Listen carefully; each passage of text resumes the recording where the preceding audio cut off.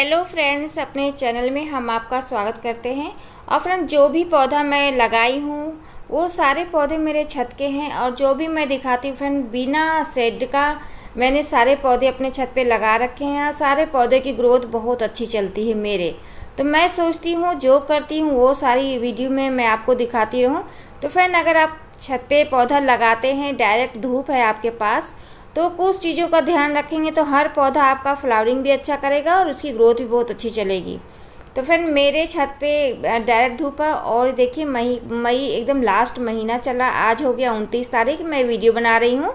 Friend, 29 तारीख पे में ये मेरा फूल काफ़ी खिलने लगा है। अब शुरुआत हो गई है तो मैं सोची वीडियो बना देती हूँ। फ्रेंड, इससे पहले भी मैंने इस पौधे की कटिंग जैसे मैंने किया था और उसके न्यू ब्रांच मैंने लगाई थी, दूसरे पौधे में शिफ्ट किया था। कटिंग करने के बाद जो ग्रोथ थी वो सारी मैंने पिछली वीडियो मैंने सारा चीज़ आपको दिखाया था। फ्रेंड, अब इसमें फ्लावरिंग इतनी ज़्यादा स्टार्ट हो गई तो मैं आज इसका अपडेट आपको दिखा रही हूँ। अगर फ्रेंड मेरी वीडियो फर्स्ट टाइम देख रहे हैं तो लाइक, सब्सक्राइब, शेयर ज़रूर करिएगा, क्योंकि जो भी पौधा की देखभाल है वो सारी मैं करती हूँ। और मुझे पौधों की देखभाल करना बहुत ही पसंद है। मुझे लगता है जब मैं पौधे को कुछ दूंगी तो पौधा मुझे भी कुछ देगा। मैं ये सोच के हर पौधे की केयर करती हूँ, उसकी सेवा करती हूँ और उसकी देखभाल करती हूँ। तो फ्रेंड, अगर आपने भी अलमंडा का पौधा लगा रखा है तो थोड़ी सी उसकी देखभाल करिए, वो पौधा आपका बहुत ही अच्छे से ग्रोथ करेगा। अलमंडा का पौधा इतना खूबसूरत देखने में लगता है कि जब इसके फूल आते हैं तो पूरे भर कर के आते हैं। आज जिस मतलब आते तो फूल सारे सीजन में ही हैं, लेकिन सर्दियों में कुछ इसके फूल कम हो जाते हैं। सर्दियों में फूल कम हो जाते हैं ज़रूर, लेकिन फ्रेंड इसकी जो पत्तियाँ होती हैं ना, इसकी पत्तियाँ भी काफ़ी खूबसूरत होती हैं। जैसे छोटी छोटी पत्तियाँ एकदम शो प्लांट की तरह, और इतनी घनी पत्तियाँ होती हैं कि एकदम ग्रीन ग्रीन देखने में भी बहुत ही खूबसूरत लगता है। तो अलमंडा का प्लांट बिना खर्च के भी आप कितने सारे पौधे इसके तैयार कर सकते हैं, जैसे मैंने किया है। तो फ्रेंड, अगर आप अलमंडा का पौधा लगाना चाहते हैं तो आपके पास या आपके पड़ोस में या किसी के पास भी अगर इसका पौधा है तो आप उसके कलम ला करके आराम से किसी भी सीजन में ग्रो कर सकते हैं। मैंने तो फरवरी में इसकी कलम की थी, उसी से काफ़ी सारे मेरे पौधे मेरे पास तैयार हो गए हैं।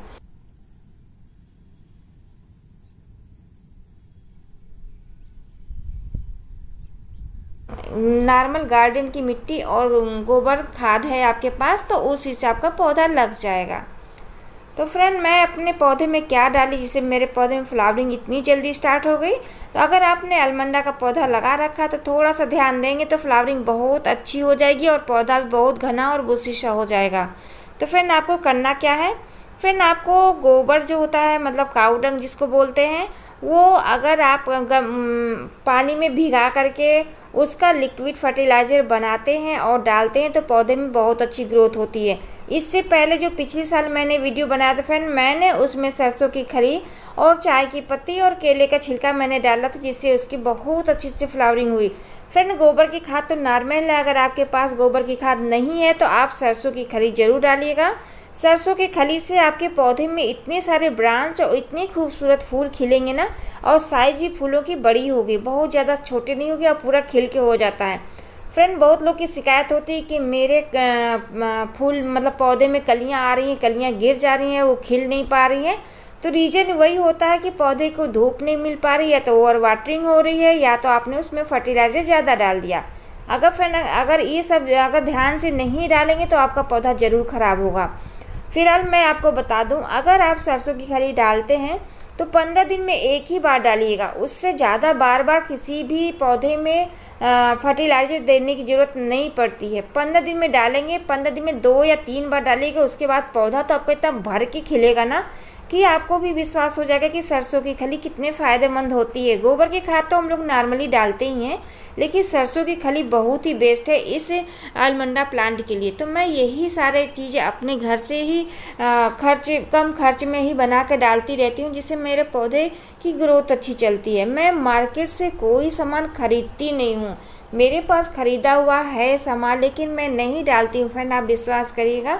और बस मैं ये काम करती हूँ कि अपने पौधे की देखभाल करती हूँ। डेली छत पे सुबह भी जाती हूँ, शाम को भी जाती हूँ, पौधे को छू कर देखती हूँ कहीं उसमें कोई कीड़े तो नहीं है, कोई उसमें फंगस तो नहीं लग रहे हैं। तो इतने सारे काम मैं अपने पौधे में ज़रूर करती हूँ, और जितना मैं पौधे को छूती हूँ वो पौधे का रिजल्ट मुझे बहुत ही अच्छा मिलता है और उसकी ग्रोथ भी बहुत अच्छी चलती है। अगर किसी भी चीज़ का आप ध्यान देते हैं तो वो अपने आप उसकी ग्रोथ अच्छी होती रहेगी, क्योंकि जब ध्यान देंगे तो उसमें कुछ कुछ कमियां जो आपको दिखेंगी उसको दूर करेंगे, उससे आपके पौधे की ग्रोथ अच्छी हो जाएगी। और फ्रेंड एक चीज़ और, अगर आपके छत पे शेड नहीं है तो आप अपने जितने भी पौधे हैं, मैं अभी लास्ट में बता रही हूँ फ्रेंड, शुरू में मैं नहीं बता पाई, भूल गई फ्रेंड। अगर आपके छत पे कोई शेड नहीं है तो आप एक काम करिएगा कि जितने भी सारे पौधे हैं आप एक साथ उनको इकट्ठा करके रख दीजिएगा। जब इकट्ठा करके रख देंगे तो धूप जो है पौधों को कम लगेगी और पौधे हरे भरे रहेंगे। तो ये काम आपको करना है। जब आपके पास कोई डायरेक्ट धूप से बचने के लिए कोई तरीका ना मिले तो आप ये काम जरूर करिएगा, सारे पौधों को एक साथ रख दीजिएगा। और फिर आंधियाँ आती हैं तब भी अगर पौधे को एक साथ रखते हैं तो आंधी में भी पौधे ख़राब नहीं होते, गिरते नहीं हैं, गमले टूटते नहीं हैं। तो मैं यही काम करती, क्योंकि जब आंधी भी आती तो बहुत तेज़ आती है छत पे, पौधे सब लुढ़कने लगते हैं, तो मैं इकट्ठा करके रख दी हूँ जिससे मेरे पौधे सब सही सलामत हैं। तो थैंक यू फ्रेंड।